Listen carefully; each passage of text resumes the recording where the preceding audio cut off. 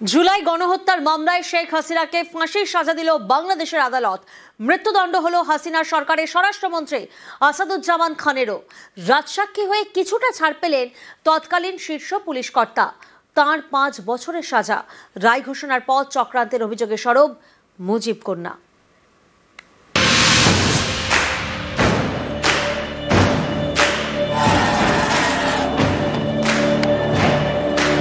গত বছর জুলাই আন্দোলনের সময় এইভাবেই উত্তপ্ত হয়ে ওঠে বাংলাদেশ।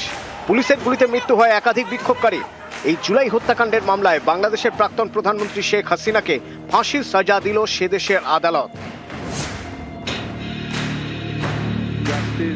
হাসিনার বিরুদ্ধে 5টি অভিযোগ ছিল। এর মধ্যে 2টি মামলায় সোমবার শেখ হাসিনাকে মৃত্যুদণ্ড দিল বাংলাদেশের আন্তর্জাতিক অপরাধ ট্রাইব্যুনাল। ফাঁসির সাজার পাশাপাশি হাসিনার সমস্ত সম্পত্তি বাজেয়াপ্ত করারও নির্দেশ দেওয়া হয়েছে। রায় ঘোষণার পরই মুখ খোলেন শেখ হাসিনা। বিবৃতি দিয়ে বলেন, এই রায় রাজনৈতিক উদ্দেশ্য প্রণোদিত। অনির্বাচিত সরকারের অধীনে থাকা পক্ষপাতদুষ্ট ট্রাইব্যুনাল এই রায় দিয়েছে। এই রায় ক্ষমতায় থাকা চরমপন্থী ব্যক্তিদের নির্লজ্জতা ও খুনি মনোভাবের প্রতিফলন। বাংলাদেশের শেষ নির্বাচিত প্রধানমন্ত্রীকে অপসারিত করতে এবং আওয়ামী লীগকে রাজনৈতিকভাবে ভেঙে দিতে এই কাজ। গত বছর অগস্টে ঢাকায় ক্ষমতার পালাবদলের পর জুলাই গণহত্যার মামলা শুরু হয় শেখ হাসিনার বিরুদ্ধে। তৈরি হয় 3 বিচারপতির বিশেষ ট্রাইব্যুনাল। এই মামলায় মূল অভিযুক্ত 3 জন: প্রাক্তন প্রধানমন্ত্রী শেখ হাসিনা, প্রাক্তন স্বরাষ্ট্রমন্ত্রী আসাদুজ্জামান খান কামাল এবং তৎকালীন শীর্ষ পুলিশ কর্তা আব্দুল্লাহ আল মামুন। হাসিনা এবং আসাদুজ্জামান গত বছর অগস্টে বাংলাদেশ ছাড়েন। আব্দুল্লাহ জেলবন্দি। এই মামলায় তিনি রাজসাক্ষী হয়েছেন। মূলত এই প্রাক্তন পুলিশ কর্তার বয়ানের ভিত্তিতেই সাজা হচ্ছে হাসিনাদের। হাসিনা এবং আসাদুজ্জামান দুজনেরই মৃত্যুদণ্ড হয়েছে, আর আব্দুল্লাহর 5 বছরের কারাদণ্ড। আমরা মনে করি শহীদদের প্রতি, দেশের প্রতি, এদেশের মানুষের প্রতি, গণতন্ত্রের প্রতি, সংবিধানের প্রতি, আইনের শাসনের প্রতি এবং আগামী প্রজন্মের প্রতি দায়বদ্ধতা পরিশোধের স্বার্থে এ রায় একটি যুগান্তকারী রায়। আমরা এই কোর্ট কেস যেহেতু মানি না, এই রায়কেও মানি না, জনগণ এই রায় মেনে নেবে না। এই রায় বা এত বড় দুঃসাহস যারা দেখিয়েছেন তারা নিশ্চয়ই ধীরে ধীরে সেটা টের পাবেন। গণহত্যার এই মামলায় শেখ হাসিনার বিরুদ্ধে মূলত 5টি অভিযোগ। গত বছর জুলাইয়ে সরকার বিরোধী আন্দোলনকারীদের উপর গুলি চালানোর নির্দেশ দেন হাসিনা। হাসিনার উস্কানিমূলক ভাষণের জন্যই পরিস্থিতি হাতের বাইরে চলে যায়। রংপুরের ছাত্র আবু সাইয়েদকেও গুলি করে মারার নির্দেশ দিয়েছিলেন হাসিনা। পরে এই ছাত্রের ময়নাতদন্তের রিপোর্টও বদল করা হয়। ঢাকার চানখারপুল এলাকায় 6 আন্দোলনকারীকে গুলি করে মারে পুলিশ। অভিযোগ, এই নির্দেশও দিয়েছিলেন শেখ হাসিনা। হাসিনার নির্দেশেই আশুলিয়ায় 6 জনকে পুড়িয়ে মারা হয় বলে অভিযোগ। It is hereby ordered that accused Sheikh Hasina be found guilty. Sheikh Hasina আদালতের এই রায়ের সমালোচনা করেছেন, কিন্তু এই রায়ের বিরুদ্ধে কি তিনি আন্তর্জাতিক আদালতে যেতে পারবেন? বাংলাদেশ প্রশাসনের দাবি পারবেন না, কারণ তিনি রায় ঘোষণার আগেই বাংলাদেশ ছেড়ে চলে গিয়েছেন। দাবি পাল্টা দাবির মধ্যেই মুজিব কন্যার সাজা ঘোষণা উত্তাপ বাড়াচ্ছে বাংলাদেশের রাজনীতি, যেদিকে নজর রাখছে নয়াদিল্লি।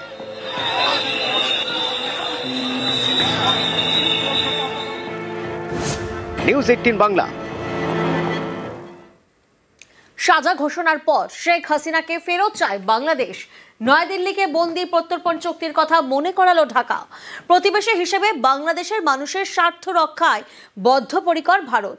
বিবৃতি নয়াদিল্লির। হাসিনার ফাঁসির সাজা ঘোষণার দিনেই উত্তপ্ত বাংলাদেশ।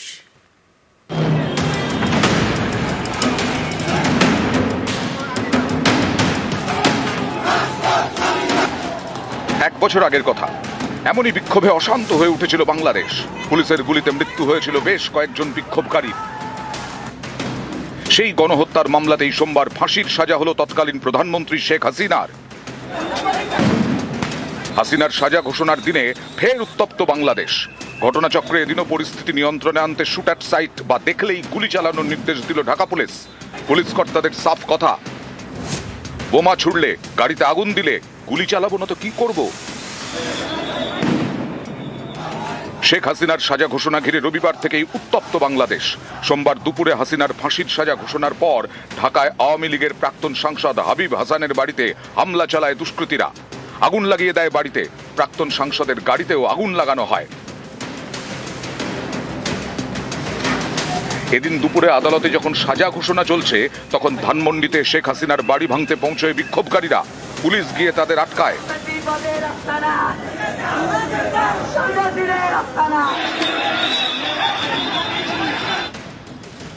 সাজা ঘোষণা উপলক্ষে এদিন নজিরবিহীন নিরাপত্তা ছিল ঢাকা শহরে। শয়ে শয়ে পুলিশ মোতায়েন করা হয় রাস্তায়। নিরাপত্তায় মুড়ে ফেলা হয়েছিল আদালত চত্বর। গরম বাংলাদেশ, গরম কূটনীতিও। জুলাই গণহত্যার মামলায় বাংলাদেশের প্রাক্তন প্রধানমন্ত্রীকে ফাঁসির সাজা দিয়েছে সেদেশের আন্তর্জাতিক ট্রাইব্যুনাল। আদালত রায় দেওয়ার পরেই হাসিনাকে ফেরত পেতে তৎপরতা শুরু হয়েছে ঢাকায়। ভারতের থেকে মুজিব কন্যাকে ফেরত চেয়েছে মোহাম্মদ ইউনূসের সরকার। বাংলাদেশের বিদেশ মন্ত্রক বিবৃতি জারি করে দাবি করেছে, শেখ হাসিনা এবং আসাদুজ্জামান খান জুলাই হত্যাকাণ্ডের জন্য দোষী সাব্যস্ত। মানবতা বিরোধী অপরাধে সাজাপ্রাপ্ত ব্যক্তিদের কোনো দেশ আশ্রয় দিলে তা অত্যন্ত অবন্ধুসুলভ, ন্যায় বিচারের প্রতি অবজ্ঞা। ভারতের কাছে আহ্বান তারা যেন অবিলম্বে এই দুই ব্যক্তিকে ফিরিয়ে দেয়। প্রত্যর্পণ চুক্তি অনুযায়ী এটা ভারতকে করতেই হবে। ঢাকার বিবৃতির জবাব দিতে দেরি করেনি নয়াদিল্লি। ভারতের বিদেশ মন্ত্রকের কৌশলী বিবৃতি, প্রতিবেশী হিসেবে বাংলাদেশের মানুষের স্বার্থ রক্ষায় বদ্ধপরিকর ভারত। বাংলাদেশে শান্তি, গণতন্ত্র, স্থিতাবস্থা বজায় রাখতে সব পক্ষের সঙ্গে গঠনমূলক আলোচনায় ভারত বিশ্বাসী। কূটনীতির পারদ চড়ছে, অশান্তিও চলছে। নিউজ 18 বাংলা। 5ই জুন 2024 কোটা বিরোধী আন্দোলন শুরু হয়েছিল বাংলাদেশে। যে আন্দোলন ঘিরে ওপার বাংলায় অশান্তির আগুন জ্বলে, আর শেষ পর্যন্ত প্রধানমন্ত্রীর পদ ছেড়ে দেশ ত্যাগ করতে হয় শেখ হাসিনাকে। সেই অশান্তির মামলাতেই ফাঁসির সাজা হলো মুজিব কন্যার। We have decided to inflict her with only one sentence, that is sentence of death.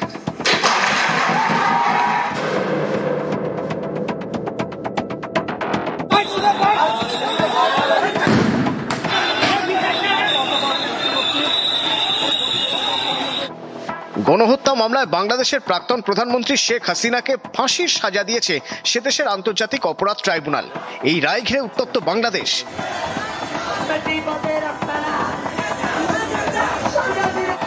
অশান্তির সূত্রপাত গত বছর জুন মাসে। 5ই জুন 2024 বাংলাদেশের আদালত রায় দেয় সরকারি চাকরিতে মুক্তিযোদ্ধাদের পরিবারের সদস্যদের সংরক্ষণ বহাল থাকবে। এতে ক্ষোভে ফেটে পড়ে যুব সমাজের একাংশ। শুরু হয় কোটা বিরোধী আন্দোলন। বিক্ষোভ ছড়িয়ে পড়ে একের পর এক বিশ্ববিদ্যালয়ে। 10ই জুলাই 2024 ঢাকা বিশ্ববিদ্যালয়ের পড়ুয়াদের বিক্ষোভ মিছিলে অবরুদ্ধ হয়ে পড়ে রাজধানী। শুরু হয় পুলিশি ধরপাকড়।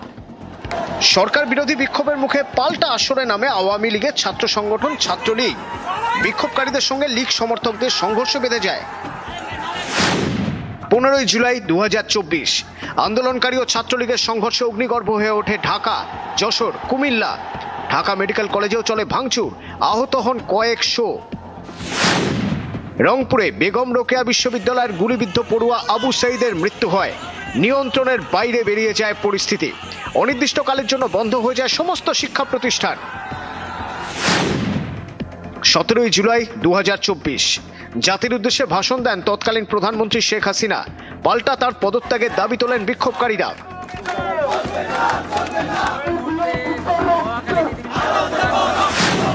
1 আগস্ট জামায়াতে ইসলামীকে নিষিদ্ধ ঘোষণা করে হাসিনা সরকার। 2 আগস্ট বৈষম্য বিরোধী ছাত্র আন্দোলনের কর্মসূচি ঘিরে রক্তাক্ত হয় কুমিল্লা। ছাত্রলীগের বিরুদ্ধে হামলার অভিযোগ ওঠে। 4 আগস্ট ঢাকার শাহবাগ এলাকায় বিরাট জমায়েত, ভাঙচুর, গাড়িতে আগুন। গাজীপুরে আওয়ামী লীগের অফিসে আগুন লাগিয়ে দেন আন্দোলনকারীরা। সংঘর্ষে 14 জন পুলিশ কর্মী সহ 91 জনের মৃত্যু হয়। 5 আগস্ট এদিন নাটক চরমে ওঠে। হাসিনাকে পদত্যাগের সময়সীমা বেঁধে দেয় বাংলাদেশের সেনাবাহিনী। ইস্তফা দিয়ে দেশ ছাড়েন মুজিব কন্যা।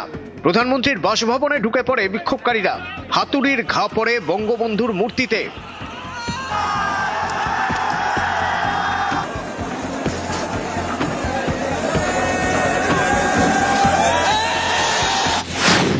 8ই আগস্ট বাংলাদেশের শাসনভার যায় উপদেষ্টা পরিষদের হাতে, প্রধান উপদেষ্টা মোহাম্মদ ইউনূস। এরপর অনেকটা সময় পেরিয়েছে, ইউনূসের সঙ্গে আন্দোলনকারী ছাত্রদের দূরত্ব বেড়েছে, জুলাই সনদ তৈরি হয়েছে, কিন্তু ছাত্ররা তাতে সই করেননি।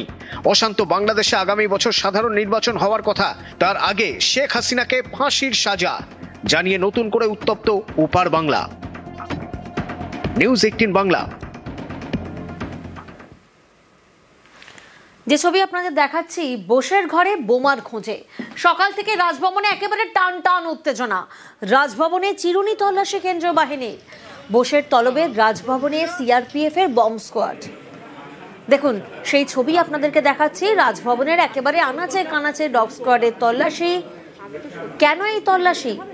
কল্যাণ বচনে অ্যাকশন মোডে সিভি আনন্দ বোস। রাজ্যপাল সাংসদ চাপানুতরে নয়া মাত্রা।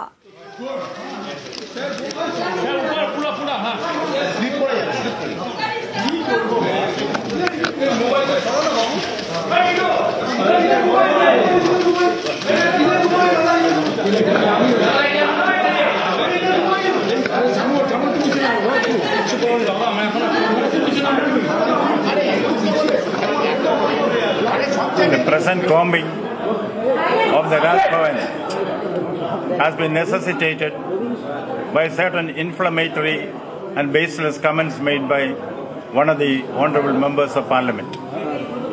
Caesar's wife must be above suspicion. Public have a right to know the truth. That is why the joint operation has been sanctioned.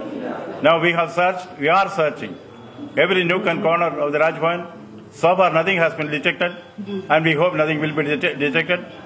If the false statement made by the honorable MP is unearthed properly, much to the conviction of the people of Bengal, certainly strong legal action will be taken against the MP for alleging such things against the constitutional position. Moreover, his statements have been analyzed by legal pundits. There are certainly violations of the laws of the land, which is something which cannot be tolerated at all. The wordings are analyzed by the experts. Action will be taken against the MP within the purview of the Constitution of India and the laws of the land. কেউ বোমা পিস্তল bomb রেখে দিয়ে কি আর পুলিশকে ডাকে না bomb স্কোয়াডকে ডাকে? ছেলে মানুষই করছে, ছেলে মানুষ। অমিত শাহের কাছে নাম্বার কমে গেছে ভীষণ, কারণ নাম্বার বাড়ানোর চেষ্টা করছে। জীবনে যদি সংবিধানটাকে মেনে চলতো না তাহলে ভালো হতো। বিজেপি চামচাগিরি করে গেছে, এখন যা ইচ্ছা তাই বলে যাচ্ছে, যা ইচ্ছা তাই। বোম স্কোয়াড কেন? আমেরিকার প্রেসিডেন্টের সঙ্গে কথা বলেনি? স্কুলে পড়ানোর অভিজ্ঞতা থাকলে মিলবে অতিরিক্ত 10 নম্বর। এসএসসির এই নিয়মেই আপত্তি নতুন চাকরি প্রার্থীদের। অভিযোগ, নিয়মের বেড়াজালে পড়ে বেশি নম্বর পেয়েও নতুনদের অনেকেই ইন্টারভিউয়ে ডাক পাননি। আর এরই প্রতিবাদে তাঁরা পথে, সল্টলেকে মিছিল এবং বিক্ষোভ।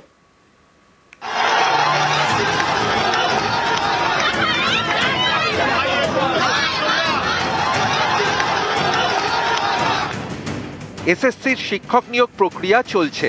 11-12 শিক্ষকের চাকরির জন্য প্রকাশ করা হয়েছে ইন্টারভিউয়ের লিস্ট। তাতে নাম 20,500 জনের।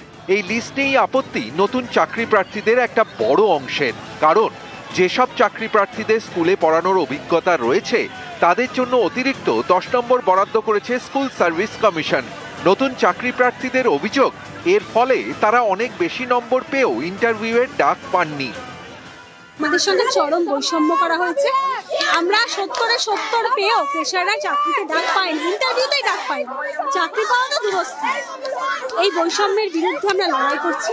এই 10 নম্বর অবিলম্বে বাতিল করতে হবে, ভ্যাকেন্সি বৃদ্ধি করতে হবে এবং যাদেরকে ডাকা হয়েছে ইন্টারভিউয়ের জন্য তাদের ওএমআর জনসমক্ষে আনতে হবে।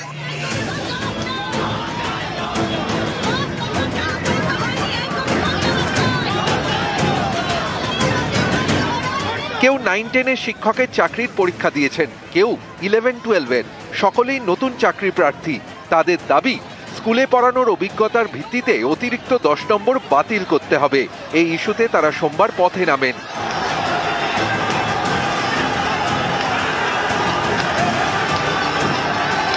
সল্টলেকের করুণাময়ী থেকে শুরু হয় মিছিল। বিকাশ ভবন পৌঁছানোর আগেই আটকে দেয় পুলিশ। তৈরি হয় উত্তেজনা।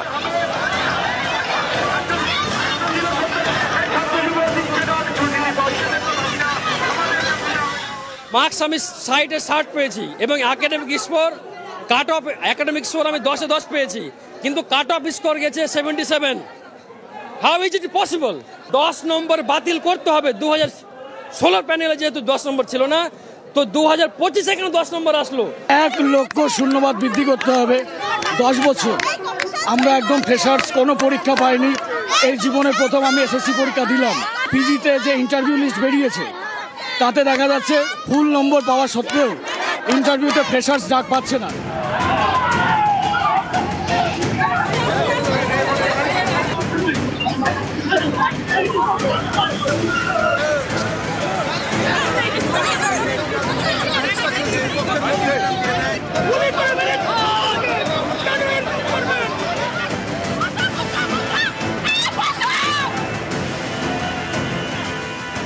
সুপ্রিম কোর্টের নির্দেশে নতুন করে চাকরির নিয়োগ প্রক্রিয়া শুরু করেছে এসএসসি। 11-12 শিক্ষকের চাকরির ইন্টারভিউ লিস্ট প্রকাশ করেছে। এই লিস্ট নিয়ে নানা অভিযোগ। কলকাতা হাইকোর্টে নতুন করে একাধিক মামলা হয়েছে। ইন্টারভিউ লিস্ট চ্যালেঞ্জ করে যে মামলা হয়েছে, সোমবার সেই মামলা শুনানিতে আইনজীবী ফিরদৌস তামিম বলেন, প্রাথমিক শিক্ষক ও মাধ্যমিক স্তরের শিক্ষকদেরও উচ্চ মাধ্যমিক স্তরের শিক্ষকতার জন্য অভিজ্ঞতার ভিত্তিতে নম্বর দেওয়া হয়েছে। 1997 সালে জন্ম হয়েছে এমন পরীক্ষার্থীকেও অভিজ্ঞতার জন্য নম্বর দেওয়া হয়েছে। তখন বিচারপতি অমৃতা সিনহা বলেন, 1997 সালে জন্ম, তাকেও অভিজ্ঞতার জন্য নম্বর, এটা কিভাবে সম্ভব? এক্সপিরিয়েন্স হতে কিন্ডারগার্টেন স্কুলে চাকরি করেছে সেটাও লিখে দিয়েছে। তাদের জন্য তো এসএসসি বলেই দিয়েছে যে তারা ভেরিফিকেশন করবে, সেই জন্য ডাকা হয়েছে। যদি দেখা যায় যে এক্সপিরিয়েন্সের যে ক্যাটেগরি আছে ম্যাচ করছে না, বাদ যাবে। এখন অবধি এসএসসির জ্ঞান মোতাবেক কোনো দাগি প্রার্থীর নাম তালিকায় ওঠেনি। মামলা মামলার মতো হোক না।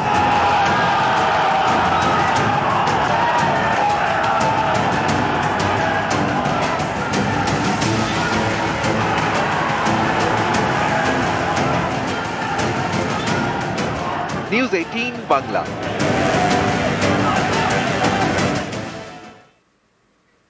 এসএসসির ইন্টারভিউয়ের লিস্টে অযোগ্য শিক্ষকের নাম। রায়গঞ্জের নীতিশ রঞ্জন বর্মন অযোগ্য হয়েও ডাক পেয়েছেন ইন্টারভিউয়ে, আর এই অভিযোগে মামলা কলকাতা হাইকোর্টে।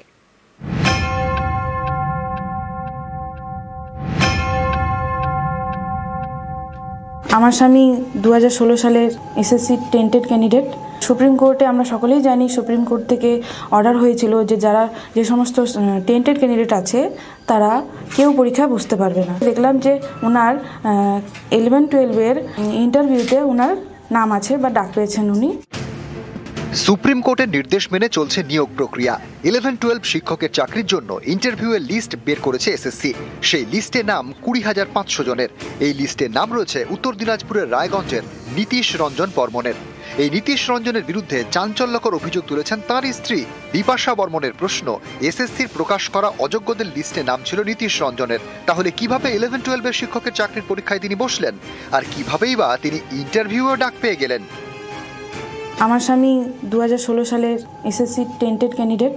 সুপ্রিম কোর্টে আমরা সকলেই জানি, সুপ্রিম কোর্ট থেকে অর্ডার হয়েছিল যে যে সমস্ত টেন্টেড ক্যান্ডিডেট আছে তারা কেউ পরীক্ষায় বসতে পারবে না। দেখলাম যে ওনার 11-12 ইন্টারভিউতে ওনার নাম আছে বা ডাক পেয়েছেন উনি।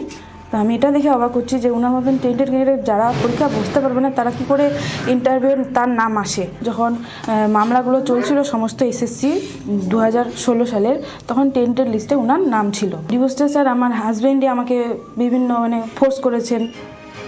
রায়গঞ্জের দেবীনগরের বাসিন্দা নীতিশ রঞ্জন বর্মন 2018 সালে এডুকেশনের শিক্ষক হিসেবে কালিয়াগঞ্জের একটি স্কুলে যোগ দেন।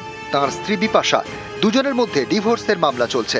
বিপাশা থাকেন রায়গঞ্জেরই বিন্দোলে, আর দেবীনগরে মা বাবার সঙ্গে থাকেন নীতিশ রঞ্জন বর্মন।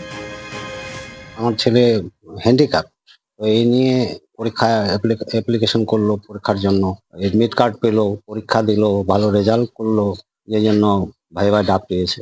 যাবে? হ্যাঁ যাবে। এসএসসির অযোগ্য শিক্ষকের তালিকায় নাম, তা সত্ত্বেও ইন্টারভিউয়ে ডাকা হয়েছে বলে অভিযোগ। এ নিয়ে মামলা হয়েছে কলকাতা হাইকোর্টে। স্পষ্টত সুপ্রিম কোর্টের নির্দেশ যে কোনো টেন্টেড ক্যান্ডিডেটরা পরীক্ষায় বসবে না। পরীক্ষায় তো বসলোই, উল্টে তাদের নাম ইন্টারভিউ লিস্টে রেখে দেওয়া হলো। তারা যে টেন্টেড তালিকা প্রকাশ করলো তারপরে তারা একবারও যাচাই করেনি, ফলে এই লিস্টটা একেবারে স্বচ্ছ নয়, অস্বচ্ছ লিস্ট। শিক্ষামন্ত্রী ব্রাত্য বসু জানিয়েছেন, নীতিশ রঞ্জন বর্মনের নাম এসএসসির অযোগ্য শিক্ষকদের লিস্টে থাকা সত্ত্বেও তিনি পরীক্ষায় বসেন এবং ইন্টারভিউতে ডাক পেয়েছেন। স্কুল সার্ভিস কমিশন জানিয়েছে যে ৩রা এপ্রিল সুপ্রিম কোর্ট যে আদেশনামা দেয় সেখানে বিশেষভাবে সক্ষম প্রার্থীদের ক্ষেত্রে কিছুটা ছাড় দেওয়া হয়েছে। যদিও বিষয়টি নিয়ে আইনজীবীদের সঙ্গে পরামর্শ করা হচ্ছে। অযোগ্য হয়েও কেউ যদি সুযোগ পেয়ে যান তাহলে ভেরিফিকেশন করার সময় অবশ্যই তার নাম বাদ দেওয়া হবে। এখন অব্দি এসএসসির জ্ঞান মোতাবেক কোনো দাগি প্রার্থীর নাম তালিকায় ওঠেনি। ফিজিক্যালি হ্যান্ডিক্যাপড সুপ্রিম কোর্টে একটা নির্দেশ ছিল বসতে পারে, এটা একজনের ক্ষেত্রেই হয়েছে। এসএসসি বলেই দিয়েছে যে তারা ভেরিফিকেশন করবে, সেই জন্য ডাকা হয়েছে। যদি দেখা যায় যে এক্সপিরিয়েন্সের যে ক্যাটেগরি আছে ম্যাচ করছে না, বাদ যাবে। আর ফিজিক্যালি হ্যান্ডিক্যাপড সেটা লয়ারের সঙ্গে আমরা কথা বলেছি, অ্যাকচুয়ালি ফিজিক্যাল হ্যান্ডিক্যাপড বসতে পারে কি পারে না সেটা সুপ্রিম কোর্টের রায় খতিয়ে দেখা হচ্ছে। সেই মোতাবেক এসএসসির আইনজীবীরা জানাবেন, সেই মোতাবেক সিদ্ধান্ত হবে। ইন্টারভিউয়ের লিস্ট নিয়ে নানা অভিযোগ। কারো অভিযোগ নীতিশের মতো বেশ কয়েকজন অযোগ্যর নাম ইন্টারভিউয়ের লিস্টে রয়েছে। কারো অভিযোগ কম নম্বর পাওয়া সত্ত্বেও ইন্টারভিউ ডাকা হয়েছে। অনেকের আবার দাবি কাট অফ নাম্বার পাওয়া সত্ত্বেও তাদের লিস্টে নাম নেই। নিউজ 18 বাংলা।